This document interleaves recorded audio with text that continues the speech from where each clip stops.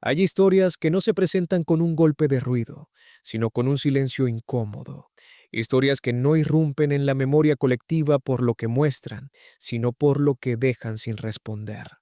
En noviembre de 2007, en una ciudad italiana conocida por sus colinas, sus murallas antiguas y su ritmo pausado, una joven extranjera dejó de responder llamadas. No hubo gritos escuchados por multitudes ni una escena pública inmediata. Solo una puerta cerrada, una ausencia que no encajaba y una serie de decisiones humanas que, vistas con el tiempo, siguen provocando preguntas. Este no es un relato para alimentar el morbo ni para revivir el horror, sino una exploración profunda de cómo una vida cotidiana puede convertirse en un enigma y de cómo la psicología humana, bajo presión, puede distorsionar la verdad. Meredith Kercher tenía 21 años. Era británica, estudiante, curiosa, con una vida que apenas comenzaba a definirse. Había llegado a Italia como parte de un programa Erasmus, ese sueño europeo que promete idiomas nuevos, amistades internacionales y la sensación de estar construyendo algo propio lejos de casa. Perugia, la ciudad que la recibió, parecía hecha a la medida de ese sueño. Calles estrechas, plazas donde el tiempo parece detenerse, una universidad con siglos de historia y una vida estudiantil intensa pero tranquila.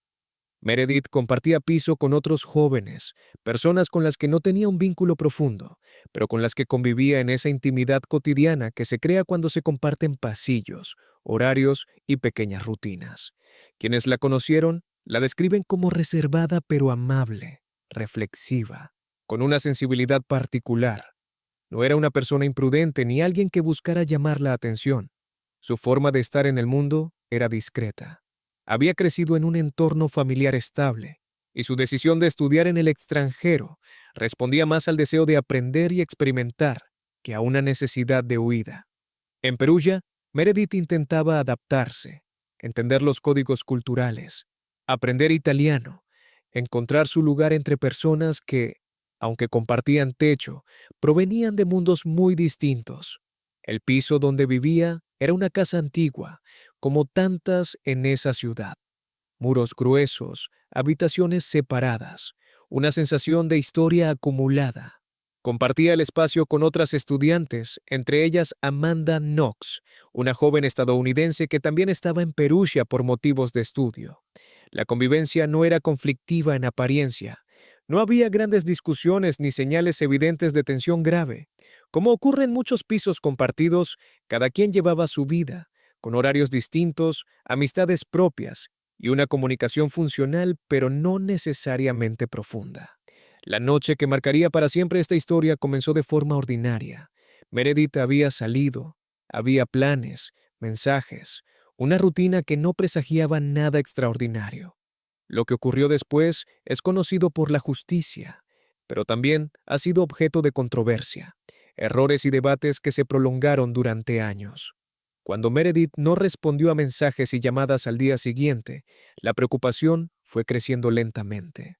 No hubo una alarma inmediata. A veces, en la vida adulta, el silencio de unas horas no parece grave, pero ese silencio se extendió, y con él, una inquietud que terminó por convertirse en una certeza devastadora. El descubrimiento de que algo iba mal no fue resultado de una investigación sofisticada, sino de la observación básica de que una puerta no se abría y de que la ausencia ya no podía explicarse con excusas cotidianas. A partir de ese momento, la vida de quienes rodeaban a Meredith cambió de manera irreversible. La policía llegó, la prensa comenzó a interesarse, y la casa, ese espacio privado, se transformó en un lugar observado, interpretado y juzgado. Desde el inicio, la investigación estuvo marcada por decisiones rápidas y por una presión enorme. Italia, como cualquier país enfrentado a un crimen que involucra a una estudiante extranjera, sentía el peso de la mirada internacional. Cada paso era observado, cada declaración analizada. En ese contexto, los compañeros de piso de Meredith pasaron de ser jóvenes anónimos a figuras centrales de un relato que aún no estaba claro. Sus comportamientos, sus palabras e incluso sus silencios comenzaron a interpretarse no solo como reacciones humanas al shock, sino como posibles indicios de culpabilidad. Amanda Knox, en particular, se convirtió en el foco de una atención desproporcionada. Su forma de expresar emociones, su lenguaje corporal, su actitud ante la prensa fueron analizados con lupa. Lo que para algunos era una reacción atípica al trauma, para otros se convirtió en sospecha. Es aquí donde la psicología comienza a jugar un papel crucial. Las personas no reaccionan de la misma manera ante una tragedia. No existe un manual universal del duelo inmediato. Sin embargo, en contextos judiciales y mediáticos, se suele esperar una narrativa emocional específica. Cuando alguien se sale de ese guión, la sospecha aparece. La investigación avanzó con rapidez, pero no siempre con profundidad. Se buscaron explicaciones simples para un evento complejo. Se construyeron teorías que encajaban más con prejuicios culturales y expectativas que con pruebas sólidas. La figura de la estudiante extranjera, joven, libre, se convirtió en un lienzo sobre el que se proyectaron miedos y estereotipos. Mientras tanto, el verdadero análisis de los hechos quedaba, en ocasiones, relegado. Con el paso de los días, surgieron nombres, acusaciones y confesiones que luego serían cuestionadas. El proceso judicial fue largo, confuso y lleno de giros. Hubo condenas, absoluciones, apelaciones. Cada resolución parecía abrir más preguntas de las que cerraba. Para la familia de Meredith, el dolor se mezclaba con la frustración de ver cómo la memoria de su hija se diluía en un debate legal interminable. Para los acusados, la vida se convirtió en una espera constante, en una identidad reducida a un expediente judicial. Uno de los aspectos más perturbadores de este caso es cómo la verdad parecía fragmentarse. No se trataba solo de descubrir qué había ocurrido, sino de entender cómo una investigación puede desviarse cuando se deja influir por la presión externa y por interpretaciones psicológicas simplistas. La justicia no solo debe ser rápida, debe ser cuidadosa. En Perugia, esa delicadeza a veces faltó. Años después, las conclusiones judiciales cambiarían, se reconocerían errores, se anularían sentencias y se señalaría a otros responsables. Pero el daño ya estaba hecho. Meredith seguía siendo la joven cuya vida fue interrumpida, y quienes fueron acusados injustamente habían perdido años que nadie podría devolverles. Este desenlace plantea una pregunta incómoda. ¿Cómo se repara un error cuando el sistema que debía proteger falla? Desde una perspectiva psicológica, este caso es un estudio sobre la reacción humana ante la incertidumbre. La necesidad de encontrar un culpable, de cerrar una historia, puede llevar a decisiones precipitadas. Los investigadores son humanos, los jueces son humanos, el público también. Todos estamos sujetos a sesgos, a interpretaciones emocionales y a la influencia del contexto cultural. En un crimen que involucra a extranjeros, estos factores se amplifican. El comportamiento de los implicados fue analizado como si existiera una única forma correcta de actuar.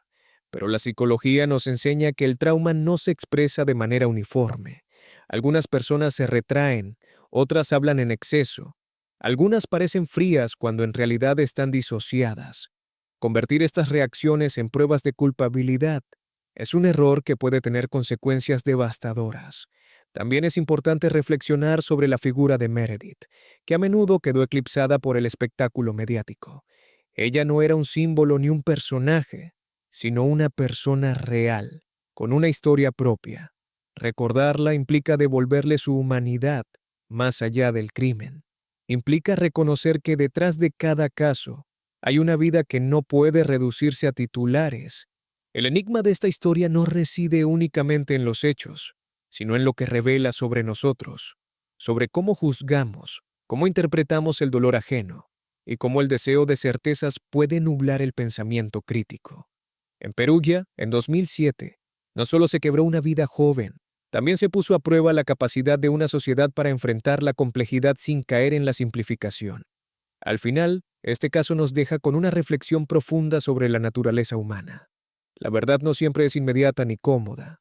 Requiere paciencia, humildad y la disposición a aceptar que podemos equivocarnos. En el silencio que rodeó a Meredith Kercher y en el ruido que vino después, se encuentra una lección que trasciende fronteras. La justicia y la empatía deben caminar juntas, o ambas se pierden en el camino.